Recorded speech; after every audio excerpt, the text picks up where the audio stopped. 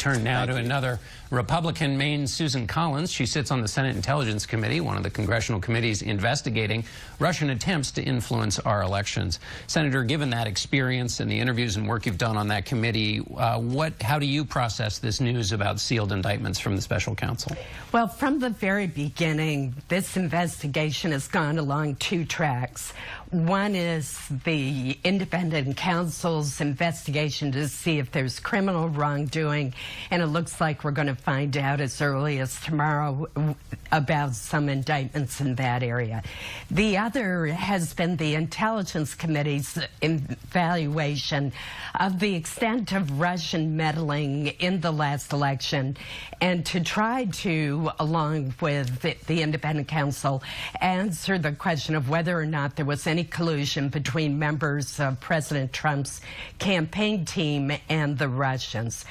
We are having a very interesting hearing this week looking at the Russians' use of social media to influence the elections and sow the seeds of dissension in our country. Any sign of collusion after all these interviews, all this time? I have not yet seen any definitive evidence of collusion. I've seen lots of evidence that the Russians were very active in trying to influence the elections. Let me ask you about this so-called dossier, which is information that was gathered of all kinds about candidate Trump. The Washington Post reported this week that the Clinton campaign and the Democratic National Committee paid for part of its creation. John Podesta, the Clinton campaign manager, and Debbie Wasserman Schultz came before the Senate Intelligence Committee and said, we don't know who paid for this.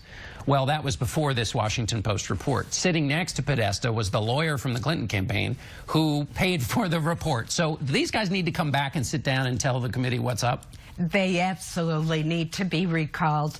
It's difficult to imagine that a campaign chairman, that the head of the DNC would not know of an expenditure of this magnitude and significance, but perhaps there's something more going on here.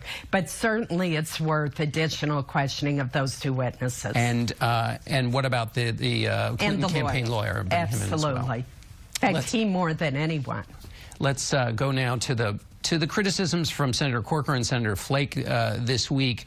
Senator Flake, in particular, had a message, it seemed, for his Republican colleagues, and he said basically, don't be complicit. What do you make of that message? Well, first let me say that Jeff Flake's one of my best friends in the Senate. I have enormous respect for him, and I'm really sorry that he's not going to be running for re-election. The Senate will be a lesser place without his being in it. Having said that, I think we need to accept that Donald Trump is our president. And my approach is to work with my fellow Republicans, with Democrats, with House members, and also with this administration.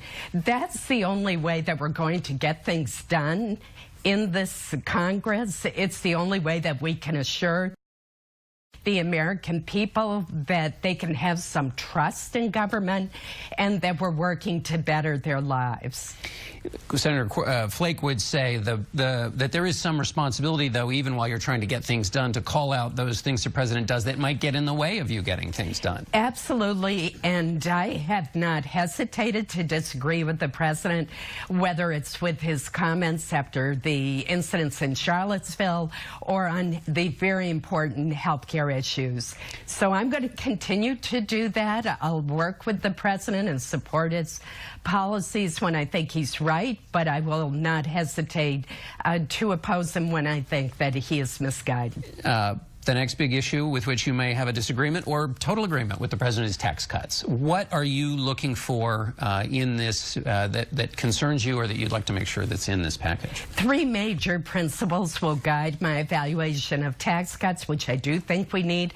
First, I want the tax code to be simpler, fairer, and more pro-growth. And that's really important. We can really lift standards of living for working families in this country. We can help small businesses create jobs.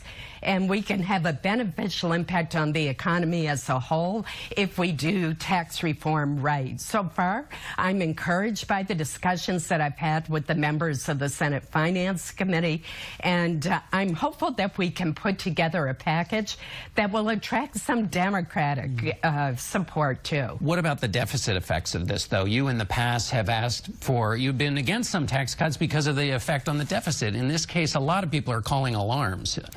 That's why it's important that this tax reform package be pro-growth.